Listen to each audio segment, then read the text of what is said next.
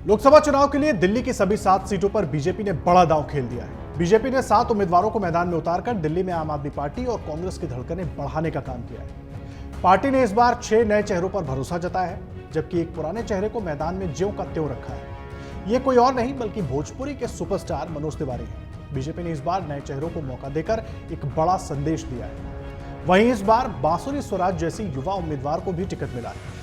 मनोज तिवारी को पार्टी ने तीसरी बार उतारा है। आखिर जब बीजेपी ने 6 मौजूदा सांसदों का टिकट काटा तो मनोज तिवारी को फिर से मैदान में क्यों उतारा? क्या दिल्ली में बिहारी वोटरों को साधने के कारण मनोज तिवारी को फिर से मौका दिया गया? तो चलिए जानते हैं आखिर ऐसी वजह क्या है जिस कारण बीजेपी ने एक बार फिर से मनोज तिवारी पर भरोसा जताया। दरअसल साल 2009 में मशहूर भोजपुरी गायक और अभिनेता मनोज तिवारी की राजनीति में एंट्री हुई थी।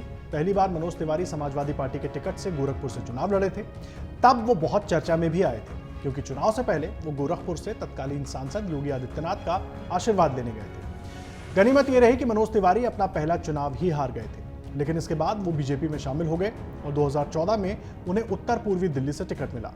चुनाव में उनकी जीत हुई तो वहीं 2019 के लोकसभा चुनाव में मनोज तिवारी ने कांग्रेस की दिग्गज नेता शीला दीक्षित को हराया था। मनोज तिवारी ने 3 लाख से ज्यादा वोट से जीत दर्ज की थी। 2019 में वो दोबारा सांसद बने।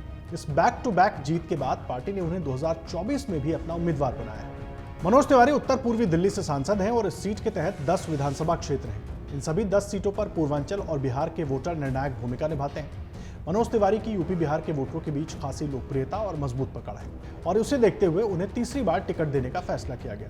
पार्टी ये जानती है कि मनोज के अलावा यहां से अगर किसी को टिकट दिया जाए तो ये सीट निकालना मुश्किल भरा हो सकता है, जबकि पार्टी का नारा ही है बीजेपी इस बार 400 के पार। ऐसे में बीजेपी कोई जोखिम भरा कदम उठाने के मूड में नहीं है। दिल्ली में आम आदमी पार्टी की सरकार है, लेकिन लोकसभा की सभी सीटों पर बीजेपी का कब्जा है और ऐसा कहा जाता रहा है कि मौजूदा 6 सांसदों का टिकट इसलिए काटा गया है क्योंकि वो आप सरकार के खिलाफ मुद्दों को जनता के बीच ठीक ढंग से नहीं ले जा पा रहे थे। मनोज तिवारी अक्सर अरविंद केजरीवाल को लेकर अटैकिंग मोड में रहते हैं और वो क्षेत्र के लोगों के बीच भी दिखते हैं।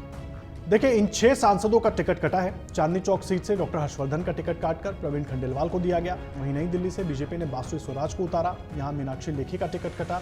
परवेश वर्मा का टिकट काटकर पश्चिमी दिल्ली से कमलजीत सहरावत को उतारा गया। हंसराज हंस की जगह अब उत्तर पश्चिम दिल्ली से योगेंद्र चंदोलिया चुनावी मैदान में है।